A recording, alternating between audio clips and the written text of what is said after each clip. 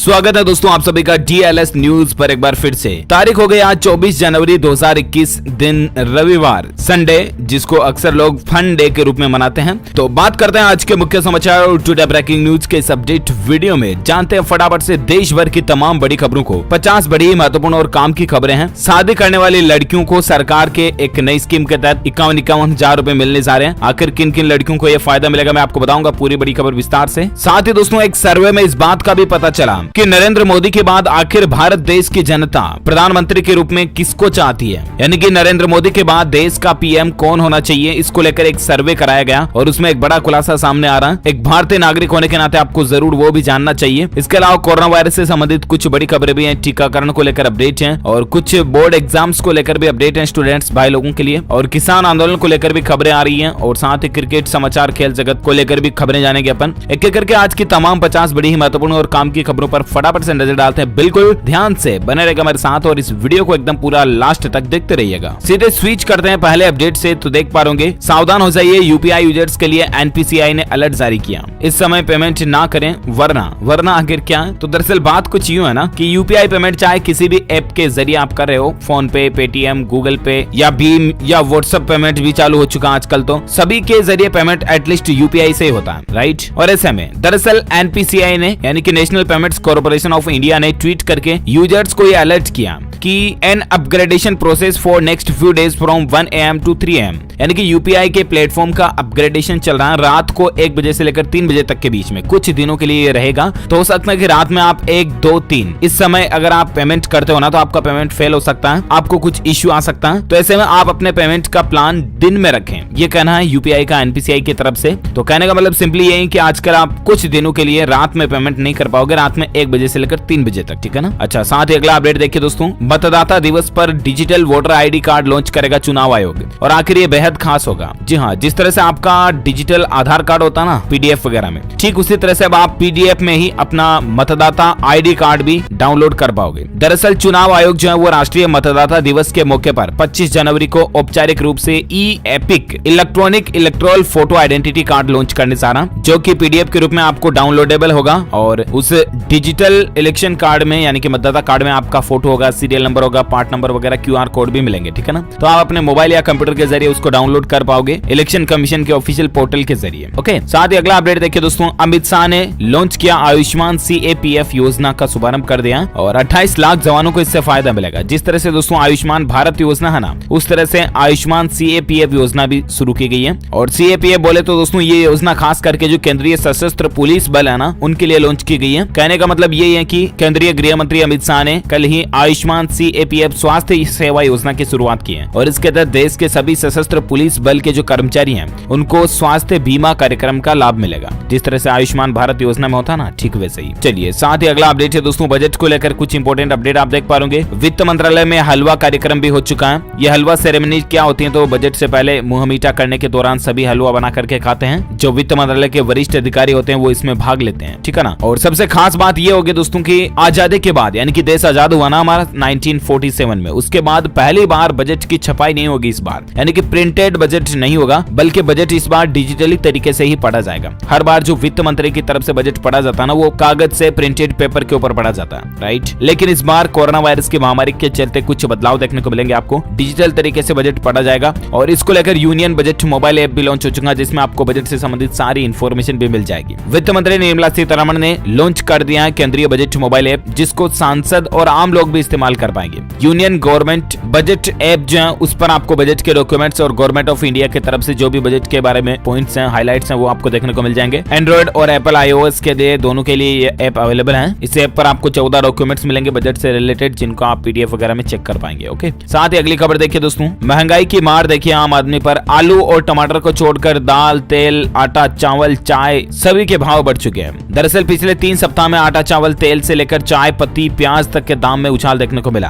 खुदरा बाजार में इस दौरान केवल आलू और टमाटर और चीनी के भाव गिरे हैं। उपभोक्ता मंत्रालय की वेबसाइट पर दिए गए आंकड़ों के मुताबिक 1 जनवरी 2021 की तुलना में आज 22-23 जनवरी तक 24 जनवरी तक के जो मतलब रेट है ना, उनमें सभी में बढ़ोतरी देखने को मिली। आप देख सकते हैं सरसों का तेल 140 से बढ़कर 147 रुपए प्रति लीटर हो गया और खाने का तेल वगैरह काफी चीजें महंगी हुई है। यहाँ पर एक टेबल में रेट लिस्ट भी दी हुई है अभी पिछले 3 सप्ताह में किन किन चीजों के कितने रेट बढ़े हैं ना, मतलब महंगाई बढ़ रही है आम आदमी को लेकर। और साथ ही अगली खबर देखिए दोस्तों, आपको पता होगा हाल में जो ऑस्ट्रेलिया में हमारी टीम इंडिया ने भारत ने जीत दर्ज की थी ना, अंतर्राष्ट्रीय लेवल पर भारत ने जो क्रिकेट मैच में झंडा गाड़ा था ना, उसके बाद आनंद महिंद्रा का दिल आ गया उन खिलाड़ियों पर। और देखिए उन खिलाड़ियों को थार एसयूवी गिफ्ट में देंगे। वो किन खिलाड़ियों को, तो तकरीबन 6 भारतीय युवा क्रिकेटर्स को इनाम के रूप में आनंद महिंद्रा जो है वो थार एसयूवी नई वर्जन जो लॉन्च हुई है वो गिफ्ट में देंगे। तेज गेंदबाज मोहम्मद सिराज, टी नटराजन, शार्दुल ठाकुर, नवदीप सैनी, स्पिनर वाशिंगटन सुंदर और ओपनर शुभमन गिल को नई थार एसयूवी गिफ्ट करेंगे वो। तो वाकई में दोस्तों ये क्रिकेट फैंस लोगों के लिए भी अच्छी खबर है। और अगर आप एक इन खिलाड़ियों के फैंस हैं, क्रिकेट के फैन है, दिल से चाहते हैं क्रिकेट को, तो इस वीडियो पर एक लाइक ठोक दीजिए फटाफट से, अभी का भी लाइक कर दीजिए। और अपना आगे बढ़ते हैं अगली खबर में, जहां अपडेट देखिए दोस्तों, एक सर्वे में इस बात का पता चला कि आखिर देश का अगला प्रधानमंत्री जनता किसको चाहती है। अगर पीएम नरेंद्र मोदी भारत के पीएम नहीं रहते हैं तो उस दरमियान जनता आखिर किस शख्स को देश का अगला पीएम देखना चाहती है। और इस सर्वे में इस बात का पता चला, ये खुलासा एक मीडिया संस्थान द्वारा हाल ही में कराए गए सर्वे में पता चला। इस सर्वे को 3 जनवरी से लेकर 13 जनवरी 2021 के बीच देश के तकरीबन 12,232 लोगों को सर्वे में भाग लिया और उसके बाद सर्वे का रिजल्ट पता चला, जिसमें दोस्तों 67% ग्रामीण आबादी और 33% शहरी आबादी के लोग शामिल थे। सर्वे के मुताबिक प्रधानमंत्री नरेंद्र मोदी की लोकप्रियता अभी भी बरकरार है। 38% लोग उन्हें ही अगले प्रधानमंत्री के तौर पर पसंद करते हैं और सर्वे के मुताबिक 10% लोगों ने मोदी के बाद प्रधानमंत्री पद के लिए योगी आदित्यनाथ को चुना, जो कि अभी वर्तमान में उत्तर प्रदेश के मुख्यमंत्री हैं। उनको भी कुछ लोग जो हैं ये चाहते हैं कि भविष्य के प्रधानमंत्री वो रहे। और 8% लोग जो हैं वो अमित शाह को अगले पीएम के रूप में देखना चाहते हैं। और कुछ लोगों ने दिल्ली के मुख्यमंत्री अरविंद केजरीवाल को भी पसंद किया है। और बाकी कांग्रेस का तो अभी बहुत काउंटिंग नीचे है। तो ये रही दोस्तों लोगों के सर्वे के बारे में उनकी दिलों की राय कि आखिर वो देश का अगला पीएम किसको चाहते हैं। वैसे आप मुझे भी कमेंट करके बता सकते हैं दोस्तों कि आप देश का अगला पीएम किसको चाहते हैं, फिर से नरेंद्र मोदी को या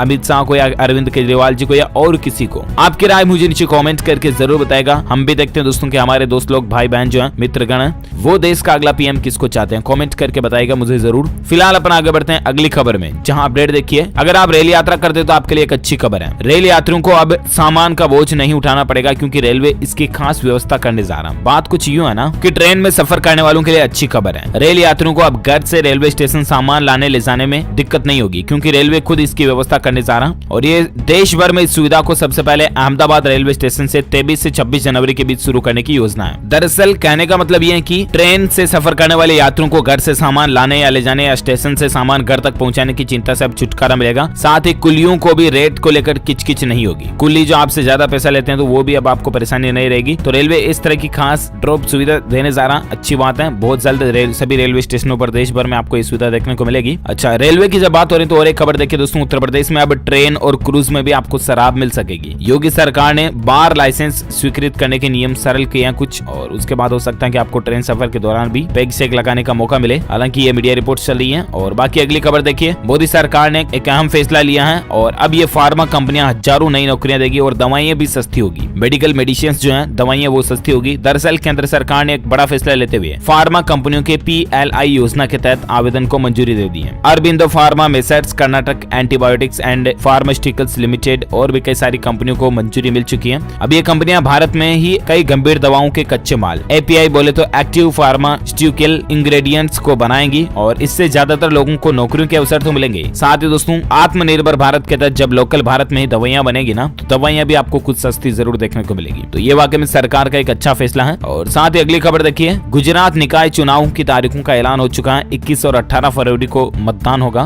दरअसल स्थानीय निकाय चुनाव को लेकर अधिसूचना 1 फरवरी को जारी होगी। फिलहाल गुजरात में अहमदाबाद, सूरत, राजकोट, वडोदरा, जामनगर और भावनगर नगर निगम में चुनाव के लिए वोट 21 फरवरी को डाले जाएंगे और कुछ जगहों पर 28 फरवरी को मतदान होगा। तो ये इलेक्शन को लेकर तैयारियां चल रही है। और साथ ही अगली खबर देखिए, RBI के एक अधिकारी का यह बयान निकल कर आ रहा है। दोस्तों मीडिया रिपोर्ट चल रही है, हालांकि ये फिक्स नहीं है, लेकिन RBI के एक अधिकारी की तरफ से ये बयान, मौखिक बयान निकल कर आया कि मार्च से 100 रुपए और 10 रुपए और 5 रुपए के जो पुराने नोट है ना, वो चलन से बाहर हो सकते हैं यानी बंद हो सकते हैं। रिजर्व बैंक इस तरह की प्लानिंग बना रहा है, योजना बना रहा, हो सकते हैं। ऐसा नहीं कि दोस्तों होंगे ही और ये नियम आ चुका है, ऐसा कुछ भी नहीं है। ऑफिशियल अपडेट अभी तक नहीं है, ना ही कोई ऑफिशियल ऑफिशियल नोटिफिकेशन वगैरह आया है। सिर्फ और सिर्फ आरबीआई की तरफ से एक बयान, मतलब आरबीआई के एक अधिकारी की तरफ से एक बयान आया और उसके मुताबिक मतलब आरबीआई ऐसी योजना बना रहा, प्लानिंग कर रहा है, इंटरनली सूत्रों के मुताबिक जानकारी आप इसे कह सकते हो। तो मतलब 100 रुपए के, 10 रुपए के और 5 रुपए के जो पुरानी सीरीज के नोट है ना, उसको आरबीआई बंद कर सकता है। हालांकि बंद करेगा तो उससे पहले आपको अच्छा टाइम मिलेगा आपके नोटों को एक्सचेंज कराने का। और बाकी आप टेंशन ना लें, ऐसा नहीं कि आपके नोट खराब हो जाएंगे, आपके पैसे बर्बाद हो जाएंगे, ऐसा कुछ भी नहीं है। क्योंकि दोस्तों हालांकि अब ये जो नोट है 100 रुपए वगैरह के, इनके अल्टरनेट नए नोट आ चुके, तो हो सकता है कि आरबीआई धीरे धीरे इनको क्लोज कर दे, ठीक है ना। बाकी जब भी कोई ऑफिशियल अपडेट आता है तो मैं आपको डीएलएस न्यूज के ऊपर जरूर बता दूंगा, ठीक है। साथ ही अगली खबर देखिए, पंजाब राज्य में मुख्यमंत्री अमरिंदर सरकार का एक बड़ा ऐलान किया गया, श्रमिकों की बेटियों को तोहफा दिया गया। अब शादी के लिए सुगुन में उनको 51,000 रुपए दिए जाएंगे। जी हाँ, पंजाब के मुख्यमंत्री अमरिंदर सिंह की तरफ से एक बड़ी घोषणा की गई है। जो श्रमिक वगैरह है ना, उनकी बेटियों को शादी में सुगुन की राशि जो पहले 31,000 थी उसको बढ़ाकर 51,000 कर दिया। यानी कि गरीब परिवारों की बेटियों की शादी के दौरान मुख्यमंत्री योजना के तहत 51,000 रुपए लड़कियों को दिए जाएंगे, सुगुन योजना के तहत, है ना। और इसके अलावा कोरोना पॉजिटिव श्रमिक या उनके परिवार के सदस्यों को वित्तीय सहायता के रूप में 1500 रुपए की धनराशि भी दी जाएगी। तो ये वाकई में पंजाब गवर्नमेंट की अच्छी स्कीम है। साथ ही अगली खबर देखिए दोस्तों, यूजीसी की एक अहम पहल है, विश्वविद्यालय में नए शिक्षकों के लिए अनिवार्य होगा प्रशिक्षण, कुलपति और डीन भी होंगे शामिल। जी हाँ, यूनिवर्सिटी यानी कि कॉलेजों, विश्वविद्यालय वगैरह को लेकर एक अपडेट आ रहा। इनमें जो नियुक्त होने वाले नए शिक्षक होंगे ना, अब उनका भी प्रशिक्षण अनिवार्य होगा। उच्च शिक्षण संस्थानों की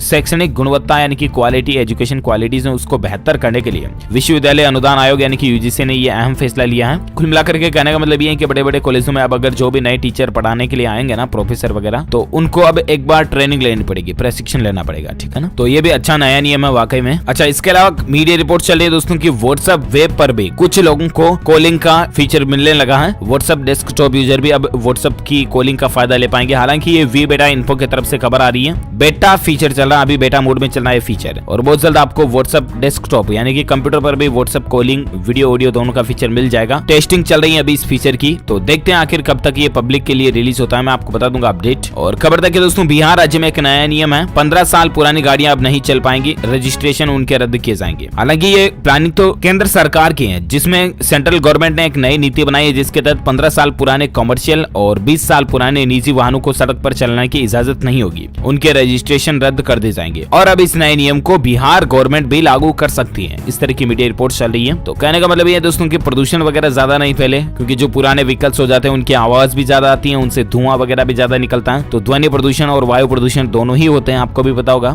तो इसलिए सरकार जो है ये नीति बना रही है कि 20 साल पुराने पर्सनल वाहन और 15 साल पुराने कमर्शियल वाहन अब सड़कों पर चलाने की इजाजत नहीं होगी। तो नई पॉलिसी आखिर कब तक ये आती है और रूल्स कब तक एप्लीकेबल होता है, मैं आपको अपडेट बताता रहूंगा। फिलहाल अगली खबर हम बात करें आज के मौसम समाचार वेदर अलर्ट को लेकर खबर दोस्तों, राजधानी दिल्ली, एनसीआर समेत इन राज्यों में बारिश के आसार बन रहे हैं। आईएमडी यानी कि भारतीय मौसम विभाग ने कई राज्यों के लिए ऑरेंज अलर्ट भी जारी किया। दरअसल उत्तर भारत के कई राज्यों में अगले 2 दिन बारिश की संभावना भी है। 24 और 25 जनवरी को तेज बारिश और कोहरे की संभावना है कुछ राज्यों में। किन किन राज्यों में तो मैं आपको आगे बताता हूँ। और एक अपडेट देखिए दोस्तों, उत्तर भारत में घना कोहरा, कम हुई विजिबिलिटी के चलते 16 ट्रेनों को भी रद्द किया गया। मौसम का जो हाल ही का ताजा अपडेट आ रहा है उसके अनुसार कोहरा अभी भी बढ़ सकता है और उत्तर प्रदेश में भी ठिठुरन ठंड अभी भी बढ़ रही है। और अगले 36 घंटे यानी कि 3 दिन उत्तर प्रदेश के अंदर लखनऊ, वाराणसी सहित 8 जिलों में घने कोहरे का अलर्ट भी है। आप भी सड़क पर चलते समय सावधान रहें, क्योंकि कोहरे में कई सारे एक्सीडेंटल केस भी हो जाते हैं, तो आप सावधानी से चलें, है ना। और ज्यादा कोहरा हो तो आप अपनी गाड़ी की हेडलाइट वगैरह को ऑन रखें। संपूर्ण भारत का 24 जनवरी 2021 का मौसम पूर्वानुमान की अगर बात करें ना, तो अगले 24 घंटों के दौरान गिलगित, बाल्टिस्तान, मुजफ्फराबाद और जम्मू कश्मीर के कई स्थानों पर बारिश और बर्फबारी हो सकती है। इसके अलावा हिमाचल प्रदेश के साथ साथ उत्तराखंड के भी कई हिस्सों में बारिश और बर्फबारी की गतिविधियां आपको देखने को मिल सकती हैं। पंजाब और हरियाणा के उत्तरी जिलों तथा उत्तर पश्चिमी उत्तर प्रदेश में छिटपुट बारिश भी हो सकती है। वहीं पंजाब, हरियाणा, उत्तरी राजस्थान, दिल्ली, एनसीआर और पश्चिमी उत्तर प्रदेश में न्यूनतम तापमान में 2 से 3 डिग्री सेल्सियस तक की बढ़ोतरी हो सकती है। तो ये रहा आज का वेदर अलर्ट। और आइए अब नजर डालते हैं सराफा बाजार में क्या कुछ सोने चांदी का अपडेट चल रहा है। तो दोस्तों, क्योंकि आज तो संडे है तो वैसे भी स्टॉक मार्केट बंद रहने वाला, तो सोने का साप्ताहिक रेट की बात करें ना, तो ये जो सप्ताह निकला इसमें करीब दोस्तों 500 रुपए तक सोना महंगा हुआ। और आगे क्या चाल रह सकती है सोने की, तो वैसे अभी सोने का जो रेट है वो 48,000 से ऊपर कुछ बंद हुआ है ना, सोने का मार्केट रेट। और आगे सोना जो है वो 50,000 तक पहुंच सकता है, इस तरह की मीडिया रिपोर्ट्स भी चल रही है।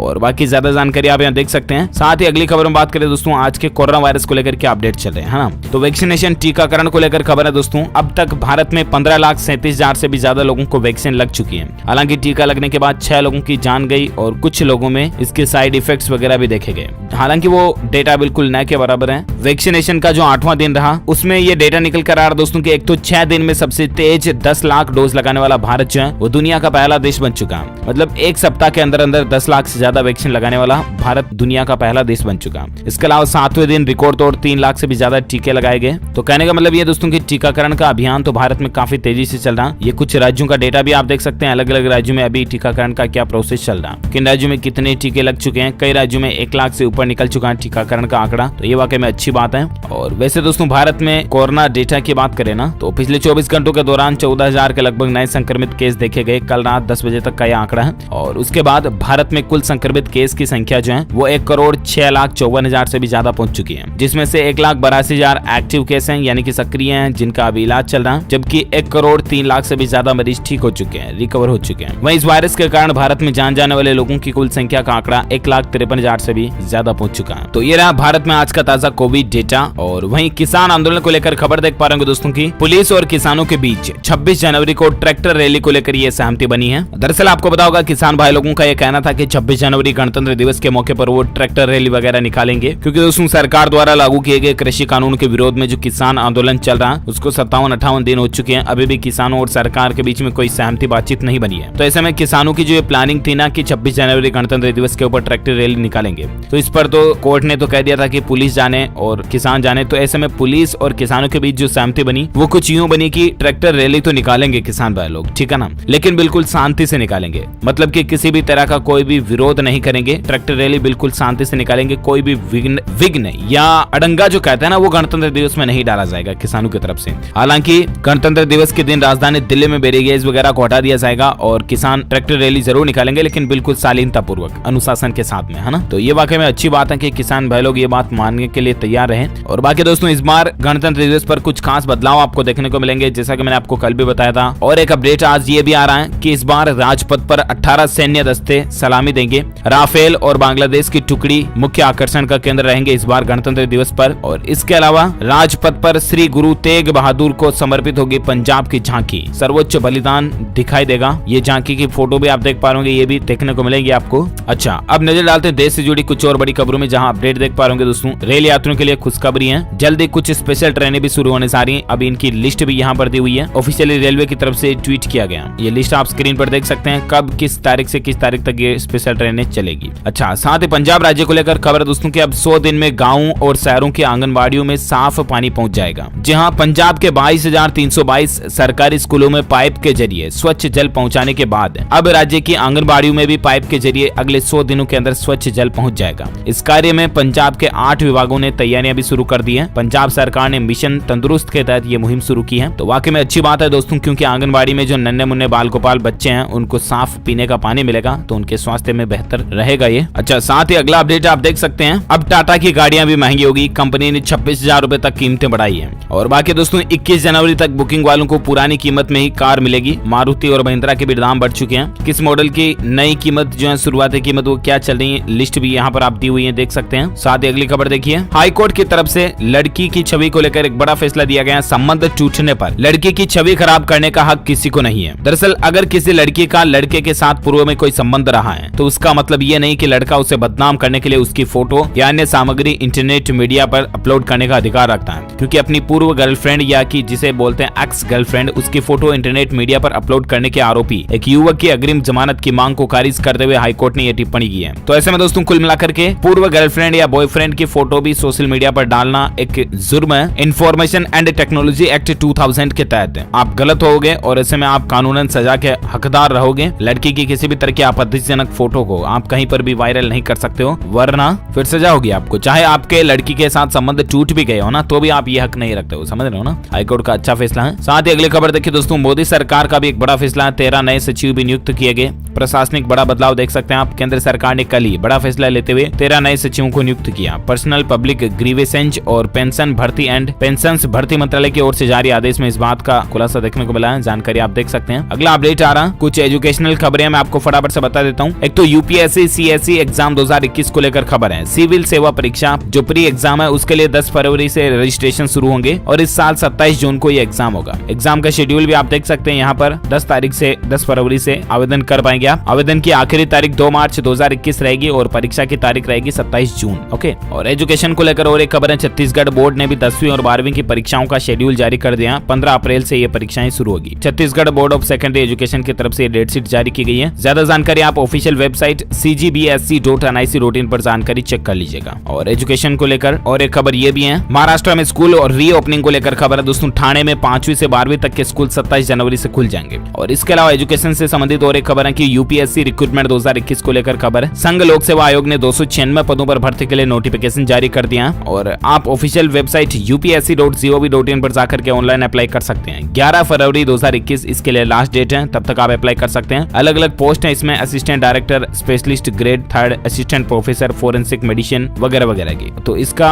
डेट वगैरह भी जानकारी आप स्क्रीन पर देख सकते हैं। अच्छा, साथ ही अगली खबर दोस्तों टेक्नोलॉजी को लेकर गैजेट्स न्यूज है। एप्पल की न्यू मैकबुक 2021 मॉडल जो है वो और भी ज्यादा पतला और हल्का आपको देखने को मिलेगा। हो सकता है कि इसमें मैगसेफ चार्जिंग भी मिल सके आपको। एप्पल इस साल स्लिम डिजाइन वाला मैकबुक एयर लॉन्च करने की प्लानिंग में है। देखते हैं आखिर क्या प्राइस वगैरह अपडेट रहती है, मैं आपको बता दूंगा। और बाकी दोस्तों बिहार में नीतीश सरकार का एक बड़ा फैसला है। संविदा पर बहाल कर्मी सरकारी सेवक नहीं बल्कि नियुक्ति में मिलेगा वेटेज। जी हाँ, बिहार में रोजगार के मुद्दे पर गरमाई राजनीति के बीच नीतीश सरकार ने एक बड़ा फैसला लिया। इसके तहत राज्य में संविदा पर बहाल कर्मी सरकारी सेवक नहीं माने जाएंगे। 1 महीने पूर्व सूचना या 1 महीने का मानदेय देकर इनका कॉन्ट्रैक्ट समाप्त किया जा सकता है। मिली जानकारी के मुताबिक सरकार अब स्वीकृत पदों पर ही कॉन्ट्रैक्ट पर बहाली कर पाएंगी। वहीं ये जानकारी भी सामने आई है कि संविदा कर्मचारियों को नियमित नौकरी के लिए वेटेज भी दिए जाएंगे। तो ये भी अच्छा फैसला है। और ओके दोस्तों, तो इस कड़े में आज दिन भर की तमाम बड़ी खबरों का अपडेट्स हेडलाइंस न्यूज यहीं फिनिश होती हैं। आप मुझे नीचे कमेंट करके जरूर बताएगा कि आप दोस्तों देश का अगला प्रधानमंत्री किसको देखना चाहते हैं, वापस नरेंद्र मोदी को या और किसी शख्स को जो आप जानते हैं। कमेंट करके बताइएगा मुझे जरूर, आपकी राय क्या है हम जानना चाहेंगे। और बाकी इस वीडियो को लाइक करना, शेयर भी करना अपने दोस्तों के साथ फेसबुक और व्हाट्सएप पर। और बाकी अगर आप DLS न्यूज चैनल पर पहली बार आए हैं ना, तो चैनल को सब्सक्राइब करके बेल आइकन जरूर दबा देना ताकि आपको रोजाना की ताजा अपडेट्स तुरंत आपके मोबाइल पर मिलते रहेंगे। Thank you, take care, good bye, Jai Hind, जय भारत, वंदे मातरम।